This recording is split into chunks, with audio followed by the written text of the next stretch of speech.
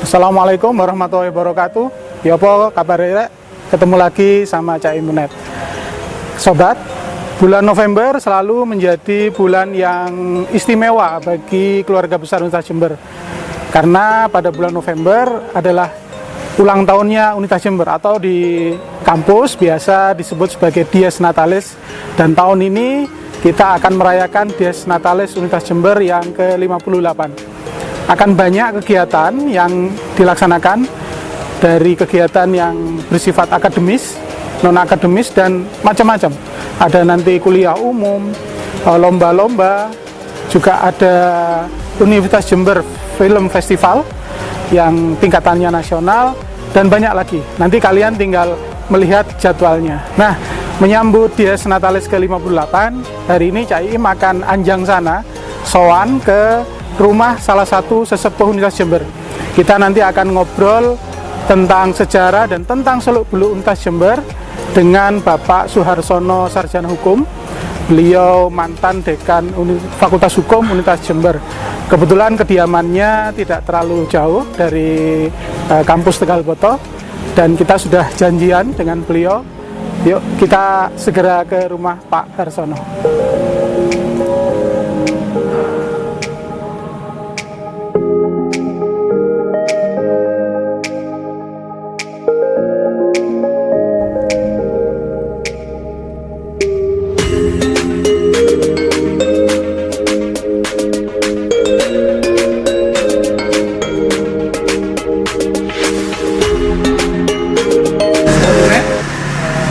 Sudah ada di rumah Bapak Suharsono SH, dan kita langsung ngobrol dengan beliau bagaimana sejarah UNED dan seluk-beluk UNED pada saat awal mula berdiri.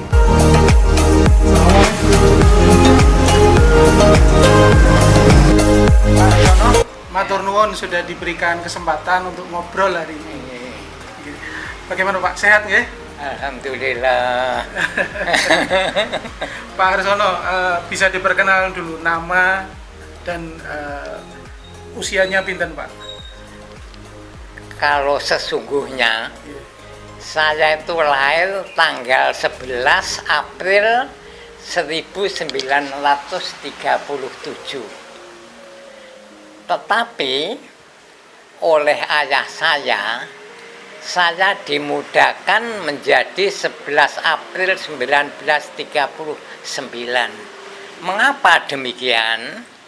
Karena waktu sekolah saya kehilangan waktu sekitar 2 tahun akibat mengungsi zaman agresi Belanda kedua. Rumah saya di Kediri mengungsinya ke Tulungagung. Di sana nggak ada sekolah, ya. Mungkin di kota-kota waktu agresi itu masih ada yang buka, ya. Tetapi yang buka itu mereka yang tidak mengungsi. Kalau itu pegawai, mereka yang istilahnya itu golongan kooperatif. Sedang ayah saya itu termasuk golongan non kooperatif. Jadi Pak Harsono ini kelahiran pundi Pak?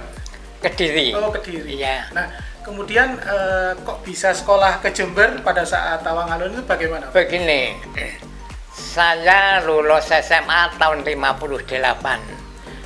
SMA bagian B. Kalau sekarang istilahnya IPA. Ya. Saya ingin sekali menjadi dokter, ya. Itu karena pengaruh saya membaca seorang dokter di Soro, itu begitu baik hatinya, pasiennya itu jam 2 malam itu sudah datang, mereka tidak ditarik pungutan, ya. Jadi kalau yang mau bayar ya silakan. Kalau tidak ya nggak apa-apa. Bahkan ada pasien-pasiennya yang karena tidak mampu membeli obat dibelikan, itu ya. Saya sangat tertarik pada karakter dokter ini. Apalagi setelah saya melihat ada dokter di Kediri, namanya nggak perlu saya sebutkan, ketika kami undang datang ke rumah mengobati ponakan saya, yang ditanyakan sudah sedia uang. Itu saya kok sok balen sekali dengan dokter yang di Solo itu. Ya. Nah, oleh karena itu saya ingat sekali jadi dokter. Saya sebenarnya sudah diterima mendaftar itu. Cuma akibat saya terkena penyakit malaria tropika sampai beberapa bulan tidak bisa tidak bisa bangun ya. Sehingga waktu hari registrasi itu saya nggak bisa datang, sehingga nggak bisa. Nah, kemudian kakak saya itu jadi guru SMP di Jember. Saya dikirimi surat, Dikson, daripada nganggur di Jember itu sekarang ada Universitas Tawangalun. Lantas ayah saya, iya daripada nganggur lebih baik sekolah di sana, biarpun bukan fakultas kedokteran, ya. Swasta masih. Terus akhirnya saya sekolah ini, ya. Kemudian pada saat itu masuk ke program studi apa Pak? Atau jurusan apa di Universitas Tidak ada jurusan waktu itu. Hanya satu saja? Hanya satu fakultas, namanya Fakultas Hukum dan Ilmu Kemasyarakatan. Jadi bukan Fakultas Hukum dan Ilmu Masyarakat, FHIPM ya namanya waktu Bapak, itu. Berarti angkatan ke berapa Pak? Saya angkatan kedua. Satu angkatan ada berapa orang pada saat itu Pak? Mungkin Waktu saya itu satu angkatan itu 26 orang. 26 orang. Ya. Dan waktu itu sistemnya nggak seperti sekarang. Nah, bagaimana itu? Jadi kenaikan tingkat. Ya. Oh, Jadi ada 4 tingkatan. C1, C2, D1, D2. C itu kandidat. Oh. Kandidat 1 tahun, kandidat 2 1 tahun, Diploma. doktoral 1 tahun, doktoral 2 1 tahun. Setelah itu mengambil sarjana. Ya. Angkatan pertama saya itu sekarang yang masih tersisa lulusan ya dari Tawangalun itu saya kira hanya saya dan Pak Texas. Pak Texas itu 1 tahun di atas saya, angkatan pertama, saya angkatan kedua. Ya. Jadi Sobat UNED, perlu diketahui bahwa Universitas Jember awalnya adalah universitas swasta yang bernama Universitas Tawangalun yang berdiri tahun 57. 58. Pak, bisa diceritakan suasana kuliah pada saat itu bagaimana Pak? Kuliahnya waktu itu sore hari, jadi jam 4 mulai. Ya. Gedungnya di Patrang? Gedungnya pertama kali ketika masih Tawangalun itu nompleng di SMP Pelarian Jalan Diponegoro. Kalau sekarang kira-kira di... Sekarang mungkin masih SMP Katolik. SMP Katolik bukan SMP Pelarian, SMP Katolik. Karena waktu itu salah satunya Pak Sungedi Pak ya? Iya, Pak Sungedi itu kalau tidak salah ketua yayasan Universitas Tawangalun. Yang juga guru di SMP. Iya, kepala sekolah SMP Katolik.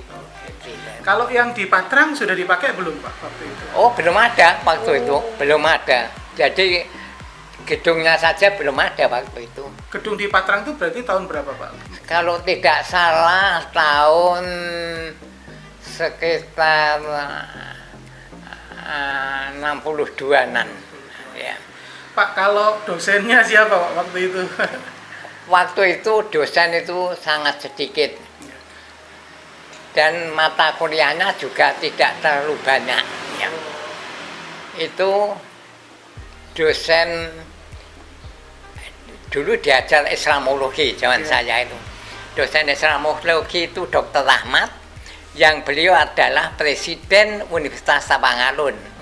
Sebutan rektor waktu itu presiden. Ya. Terus pengantar ilmu hukum itu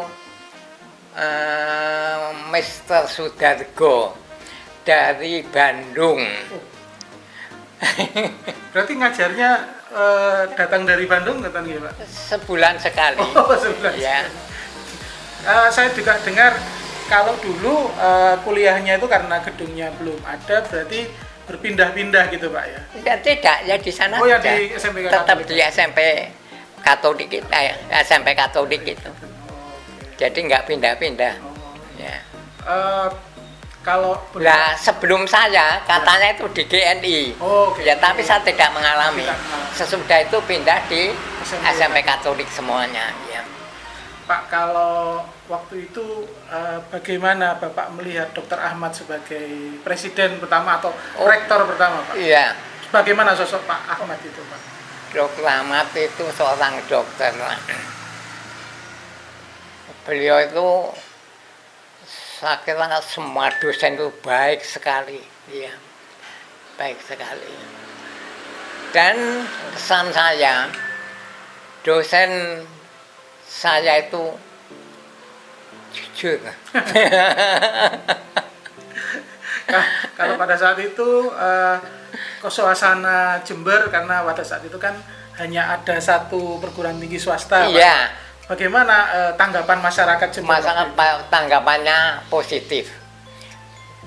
Itu kalau kita jadi kalau 17 Agustusan semua mahasiswa itu baris. Cuma ya sedikit. Angkatan saya itu hanya 26 ya. Nah, jadi dan masyarakat itu tahu bahwa barisan ini barisan dari Tapangalun ya. Itu banyak yang keplok. Disambut baik Pak ya? Ya, jadi positif tanggapannya. Pak, kemudian Pak Suharsono lulus tahun berapa Pak? Saya tahun 63. 63. Ya. Kemudian langsung mengabdi ke Unitas Jember nama Pak Spedi? Iya. Bagaimana Pak ceritanya kok bisa ngajar di UNED? Saya itu sejak tahun kedua, saya itu cari uang sendiri. Sambil kuliah cari uang ya? Iya, sebab ayah saya itu pensiunan kepala sekolah rakyat dan juga menghadapi adik saya yang kalau lulus SMA akan meneruskan ke ITB rencananya, tapi akhirnya ke Erlangga ke Fakultas Kedokteran dan sudah lulus. Ya. Nah, saya ikut Mbak Yu saya yang suaminya itu guru SMP sini. Waktu itu gaji pegawai itu sangat sedikit, sehingga makan saja itu enggak ya sulit. Sehingga saya cari uang sendiri. Pertama saya memberi privat les, yang saya beri itu seorang Tionghoa, anaknya baklo roti di Gebang. Itu minta diajari bahasa Inggris dan aljabar ya. Karena saya jurusan B, jadi aljabar apa itu ya pasti bisa. Sudah itu selesai, ada teman yang temannya kakak saya dari Pare, kakak ipar saya itu dari Pare, itu datang ke sini ngomong-ngomong. Dia sekarang mengajar di SMA swasta di Balung, ya. Ya, tahu saya mahasiswa, apa saya mau mengajar di sana? Ya, alhamdulillah berarti dapat uang. Ya, lesnya itu sudah selesai. Saya mengajar di Balung. Berarti dari Jember Balung pulang pergi? Pulang pergi itu seminggu 3 kali kalau nggak salah, atau 2 kali ya. Kuliahnya pelajarannya mulai jam 4 sampai malam. Jadi sini Balung saya tuh naik sepeda. Iya. 22 kilo. Ya. Nah, antara lain murid saya SMA tuh Pak, siapa itu yang paling sini tuh, siapa itu? Bukan sini, sebelah sini. Pak Hartono? Pak Tono Julianto itu murid saya. Terus kemudian diterima di UNED? Bukan, belum. Ya. Di Balung itu kalau berangkatnya saya nggak begitu susah, masih muda jadi. Cuma kalau malam saya tuh agak takut. Ya. Gelap waktu itu, nggak banyak listrik dan kendaraan sedikit sekali, mobil nggak ada sama sekali. Kadang-kadang kalau ada becak lewat itu alhamdulillah ada temannya. Dan takut itu kalau lewat kuburan, di belakangnya itu ada pondok pesantren, itu mesti terdengar suara debaan itu.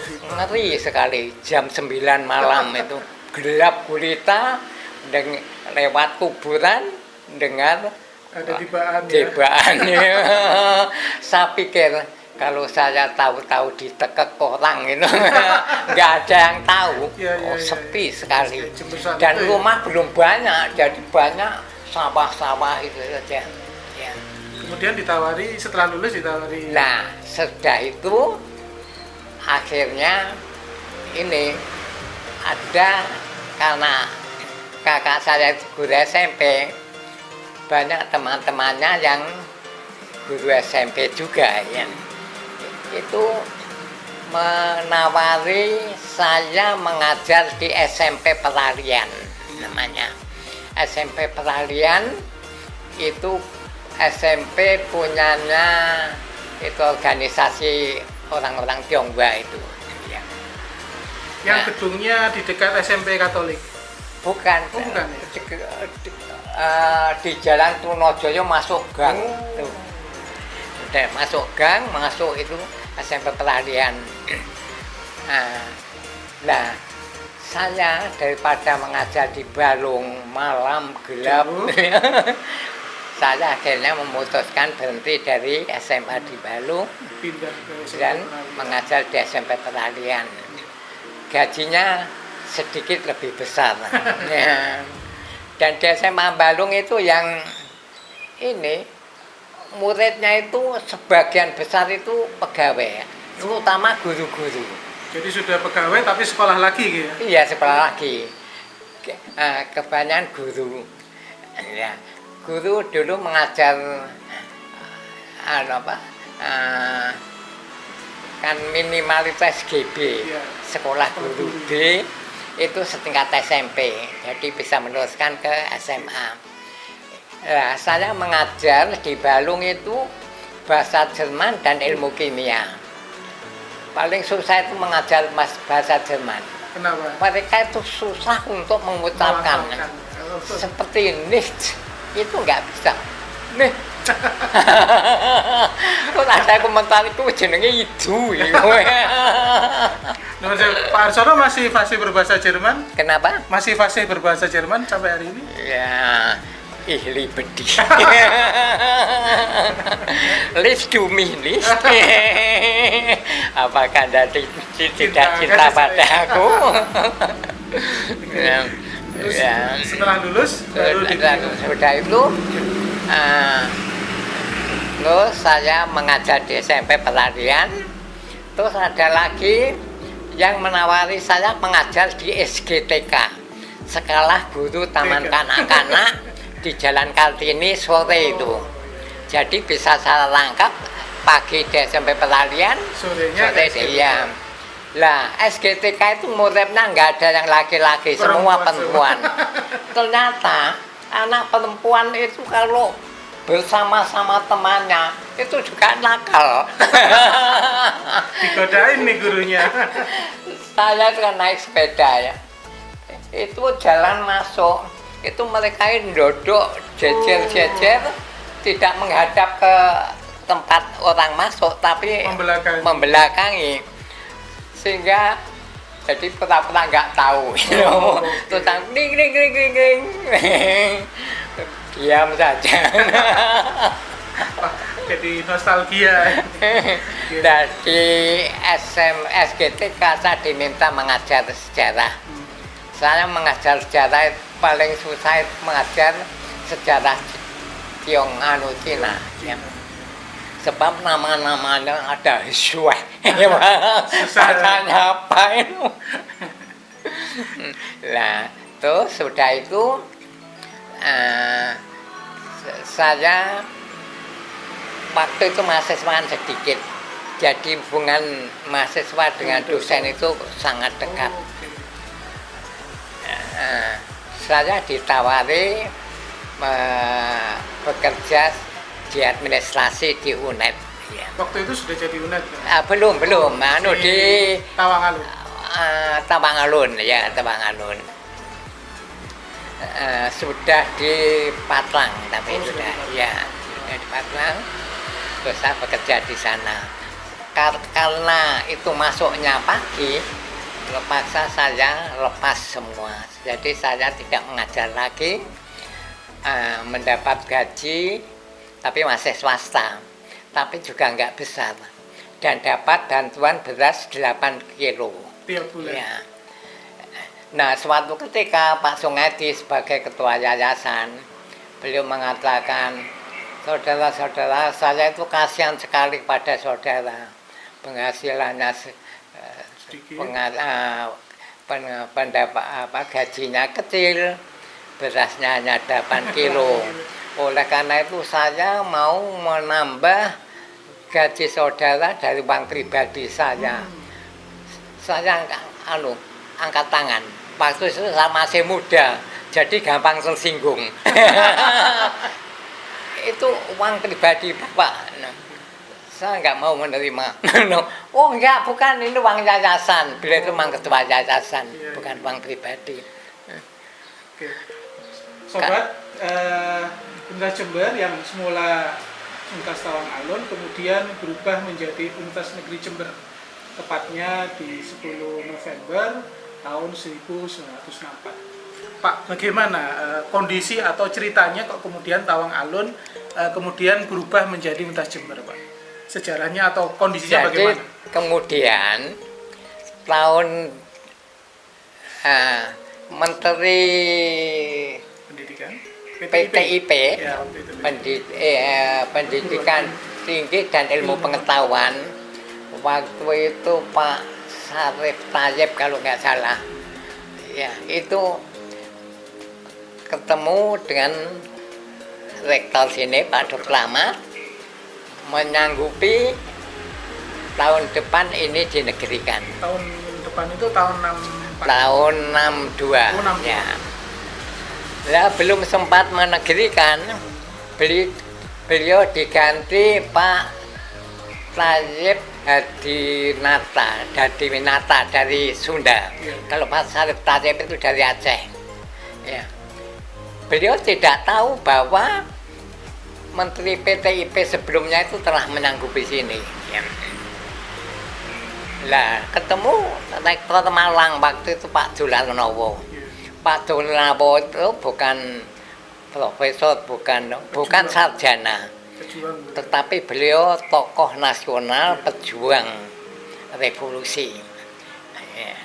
Yang terakhir sebelum jadi rektor itu wali kota Surabaya. Ya.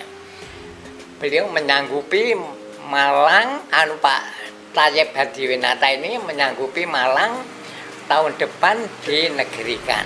Ya. Nah kemudian dalam undang-undangnya, dalam peraturan undang-undangannya ditentukan dalam 1 tahun tidak boleh 2 universitas swasta dinegerikan dalam 1 provinsi. karena sama-sama provinsi Jawa Timur jadi nggak bisa. Akhirnya kompromi, ya sama-sama kita ngalah saja Brawijaya.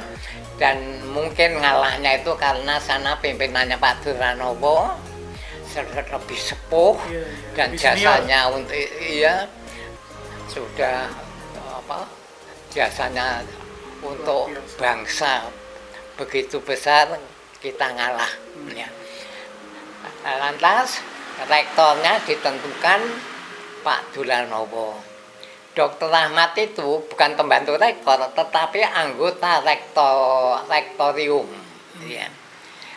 Jadi anggota rektorium, rektornya Pak Duranowo. Itu tahun 62. Nah, kemudian tahun dalam perkembangannya itu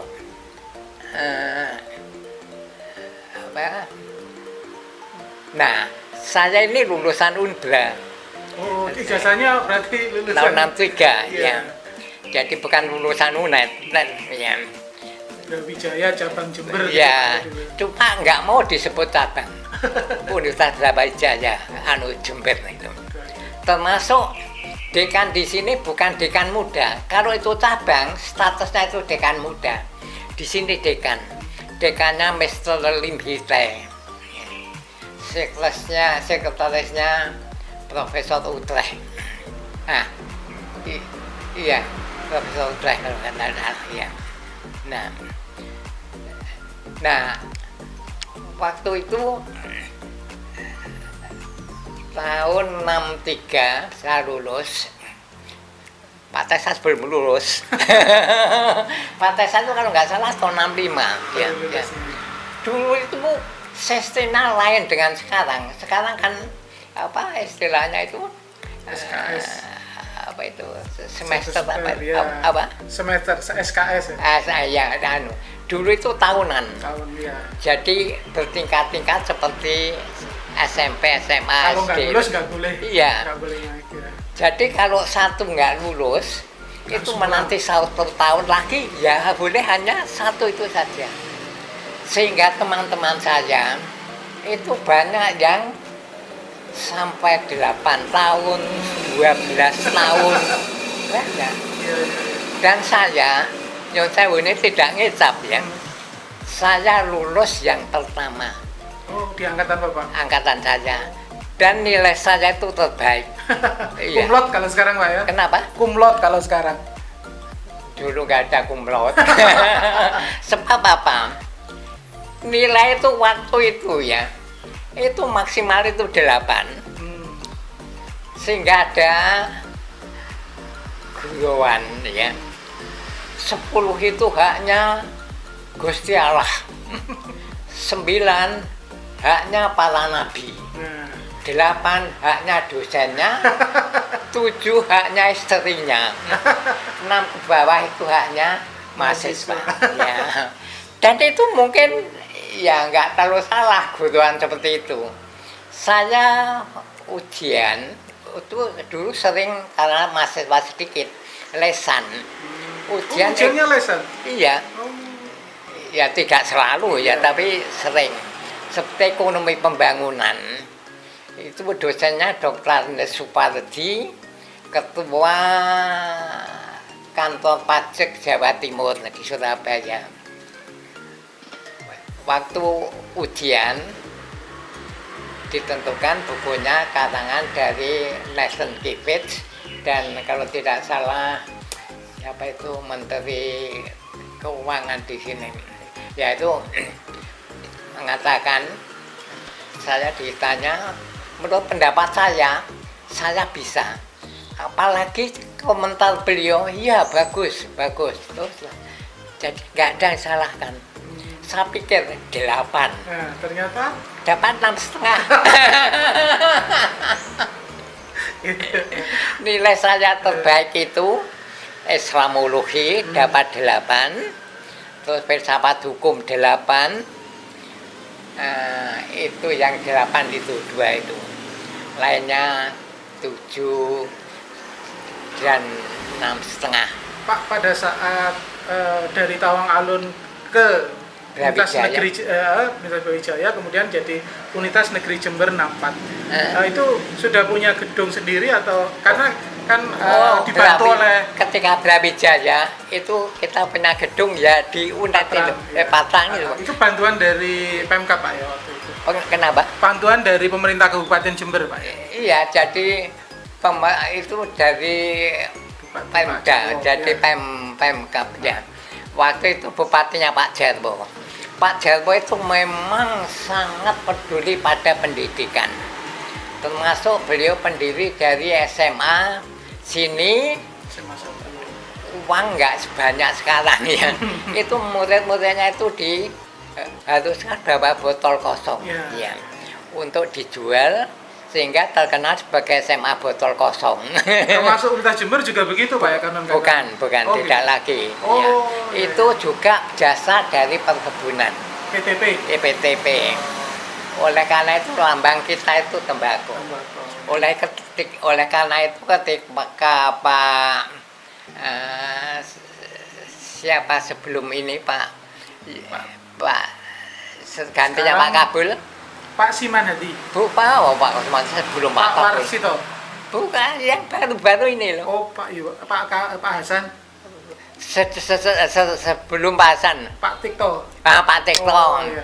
Pak Tikto itu kan punya inisiatif Iya. karena tembakau itu dianggap racun ya, supaya diganti. Nah, saya diundang, Iya. saya katakan, Bung Karno mengatakan, jas merah, jangan sekali-kali melupakan sejarah. Dan ada pepatah Latin mengatakan, Historia magistra vitae, sejarah itu guru kehidupan ya. Jadi jangan diganti. Ini sejarah, ini punya jasa besar tembakau itu bagi UNED ini. Pak, bantuan Pemkab selain apa saja Pak? Bantuan pemerintah Kabupaten Jember pada saat Pak Jarwo jadi bupati apa saja Pak selain gedung? Saya kira terutama ya uang itu. Iya, ya artinya iya keuangan itu. Iya. Pak, pada saat setelah tahun 65 ketika Indonesia ada gonjang-ganjing, kemudian kan rektornya berganti dari Dr. Ahmad kepada militer. Iya, Pak Sudi. Ya. Bapak merasakan bagaimana Pak pada saat Saya kira sama saja. Oh, sama saja. Semua militer-militer yang jadi rektor di UNED itu saya kira semua baik, ya, baik. Ya, jadi nggak menunjukkan kemiliterannya. Ya. Bapak diterima di UNED mengabdi sebagai dosen kapan Pak? Tahun berapa resminya Pak? Saya itu sebelum lulus, saya itu telah ditunjuk menjadi dosen. Mungkin satu-satunya saya di Fakultas Hukum. Ya. Istilahnya bukan asisten dosen, asisten mahasiswa waktu itu. Lah saya diminta mengajar Islamologi kan cuma Karena bagus.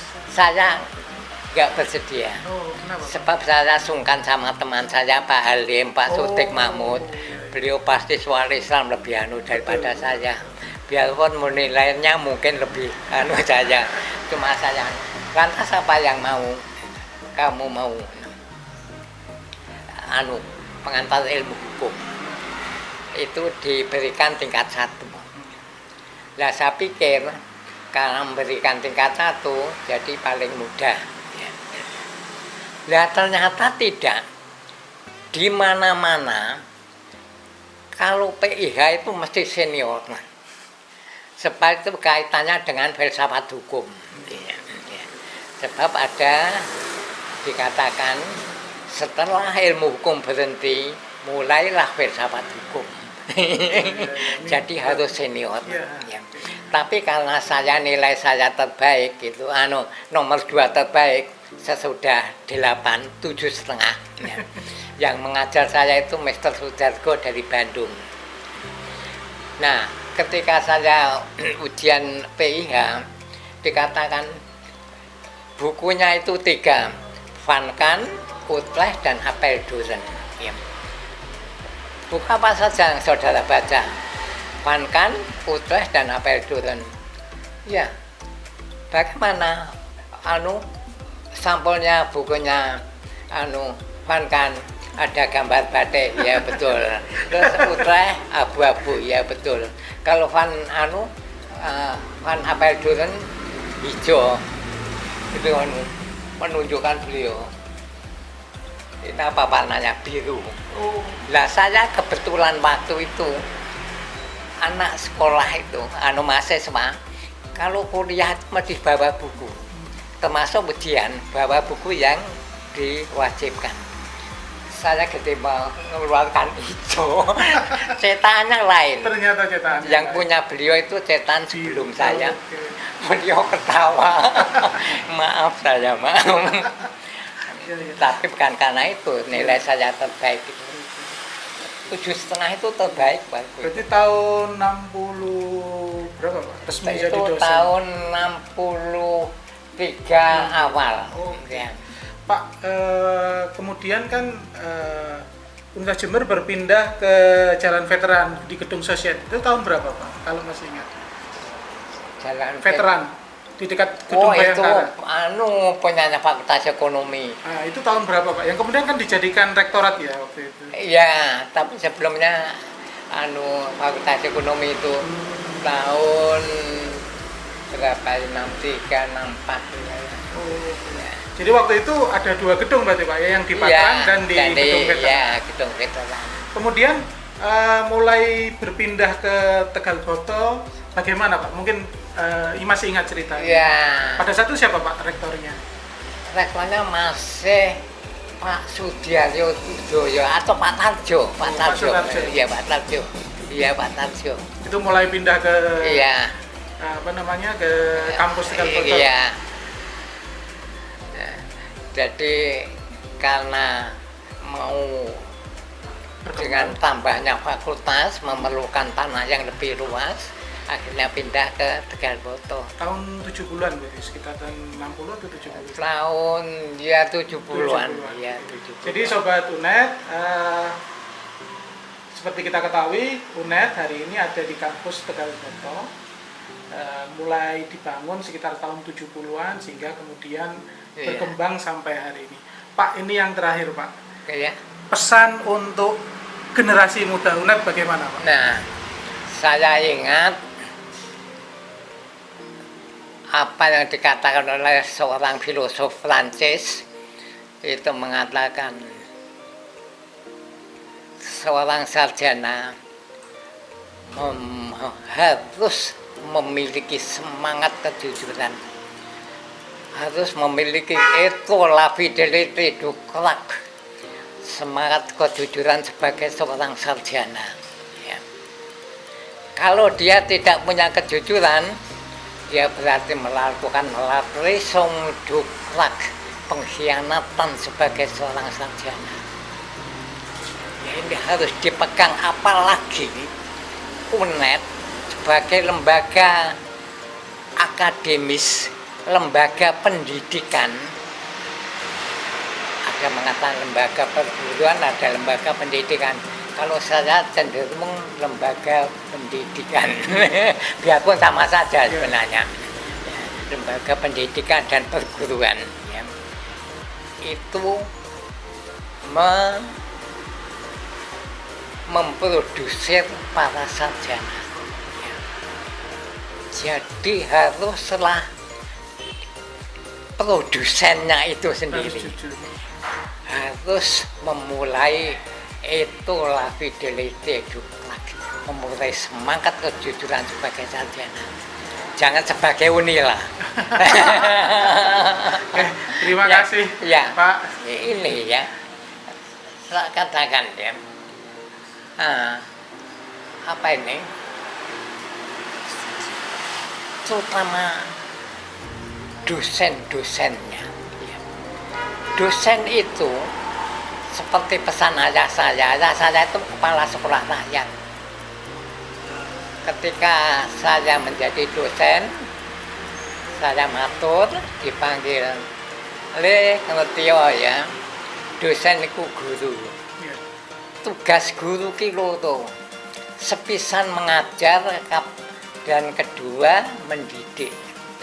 Mengajar itu berarti memberikan ilmu dan pengetahuan. Transfer ilmu. Ya. Sedangkan mendidik itu memberikan contoh perilaku yang baik berkaitan dengan moral. Ya. Jadi kowe ojo pisan-pisan melakukan hal yang bertentangan dengan ini.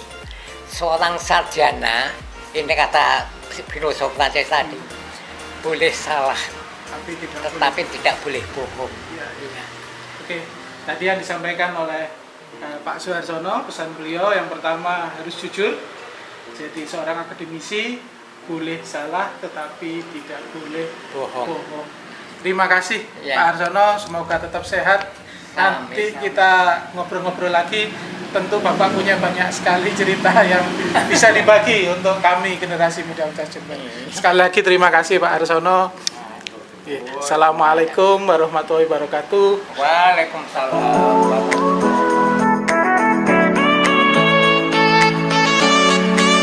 Sobat UNED, alhamdulillah kita sudah ngobrol banyak sekali dengan Pak Harsono.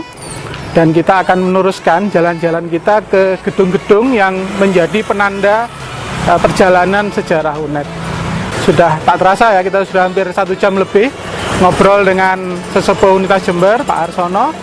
Dan ada satu yang ingin Caim garis bawahi, yaitu jas merah. Jangan sekali-sekali meninggalkan sejarah. Acara kita hari ini akan kita lanjutkan dengan menuju ke beberapa gedung yang menjadi penanda perjalanan sejarah UNED. Yuk kita teruskan perjalanan hari ini. Terima kasih Pak Harsono. Assalamualaikum.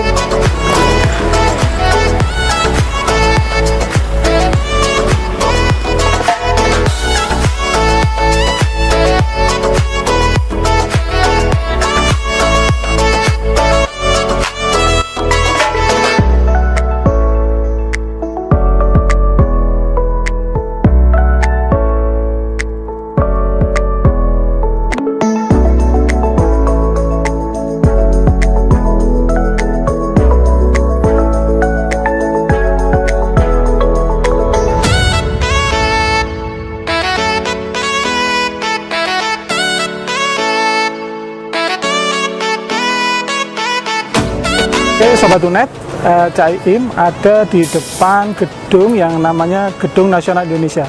Kalau orang-orang Jember biasanya menyebutnya Gedung GNI. Gedung GNI ini yang sempat menjadi lokasi kuliah pada saat Universitas Tawang Alun berdiri. Selain satu lagi gedung di SMPK Katolik yang nanti kita akan ke sana. Jadi gedung ini awalnya namanya Gedung Nasional Indonesia, namun dalam perjalanannya sempat menjadi gedung bioskop juga dan malah pernah jadi lokasi futsal. Nah ini gedung yang ada di belakang Caim. Gedung ini punya nilai sejarah bagi Untas Jember. Yuk kita lanjut ke gedung-gedung yang lain yang punya sejarah untuk Untas Jember.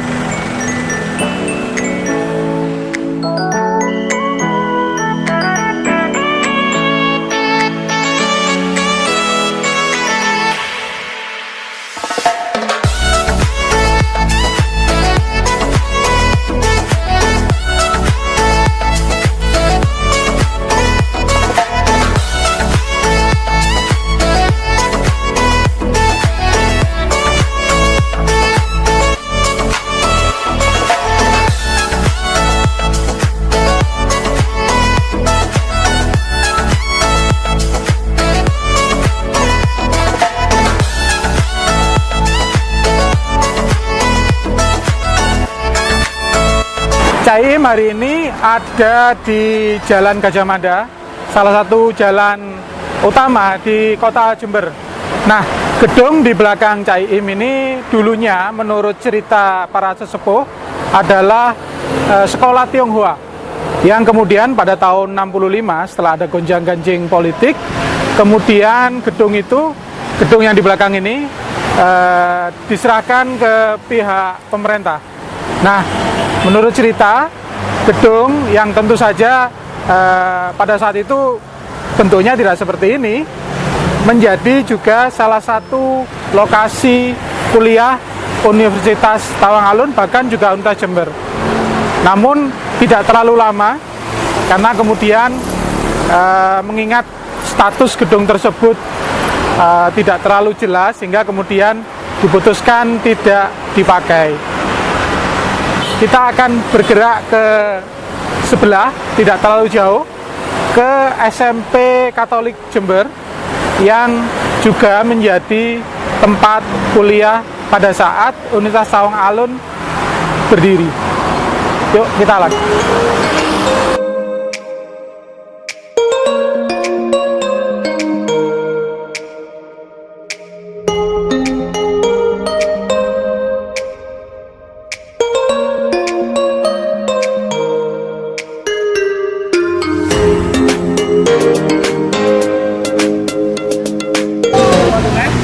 Inilah SMP Katolik Santo Petrus Jember yang posisinya tidak terlalu jauh dengan gedung tadi, kita sebelumnya ada di sana.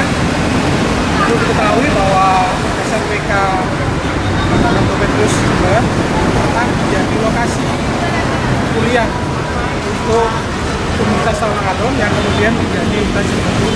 Kenapa? Karena kepala sekolah SMP Katolik Santo Petrus waktu itu yang namanya Raden Theodorus Sumedi adalah ketua Yayasan Universitas Tawang Alun. Beliau menyiapkan atau menyediakan SMP Katolik Santo Petrus Jember sebagai lokasi kuliah.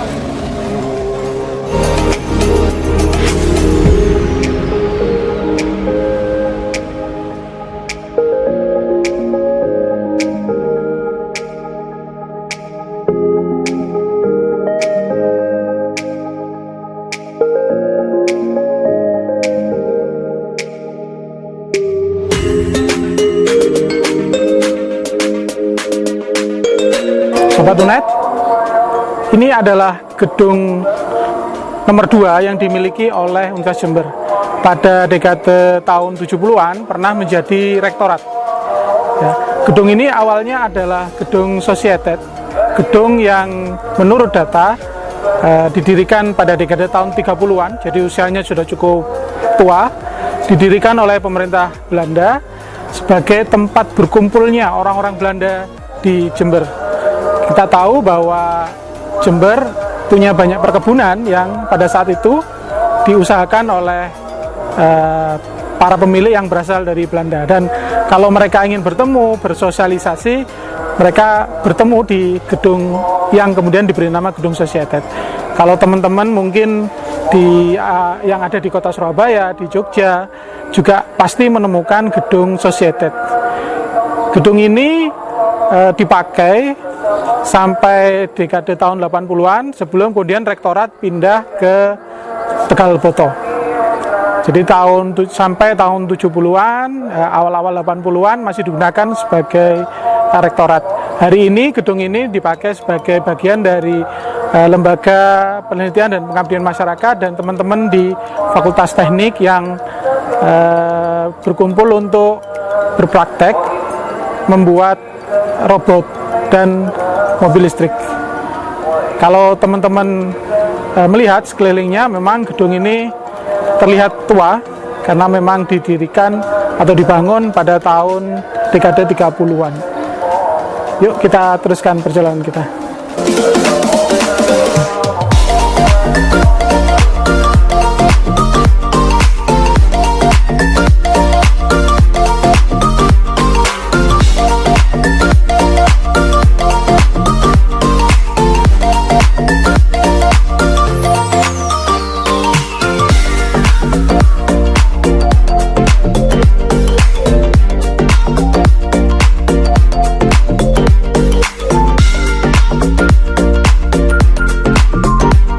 Sobat Unet, gedung ini adalah gedung bersejarah bagi perkembangan Universitas Jember. Kenapa?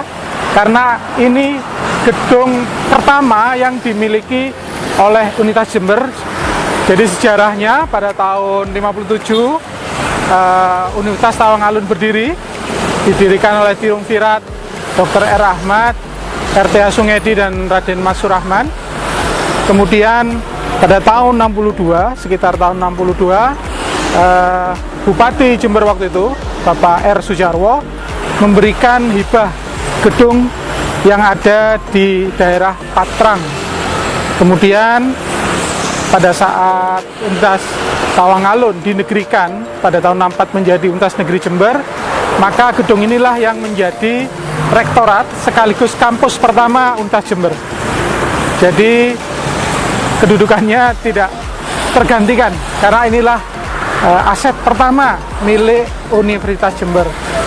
Kemudian dari gedung inilah Universitas Jember berkembang hingga menjadi Untas Jember hari ini, yang kemudian rektoratnya berpindah ke daerah yang namanya Tegal Poto. Nanti kita akan kunjungi beberapa gedung-gedung lain yang menjadi penanda perjalanan sejarah Untas Jember. Yuk kita lanjutkan perjalanan kita.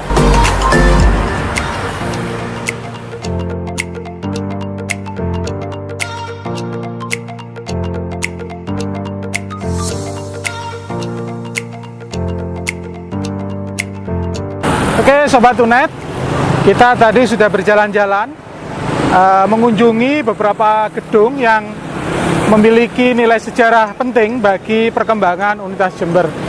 Kita akhirnya sampai ke kampus Tegal Poto yang hari ini menjadi kampus utama Universitas Jember, tempat di mana hampir 40.000 mahasiswa menuntut ilmu, kemudian menjadi generasi penerus bangsa. Terima kasih. Nanti kita akan kembali bertemu di perjalanan-perjalanan selanjutnya yang tidak kalah serunya. Wassalamualaikum warahmatullahi wabarakatuh.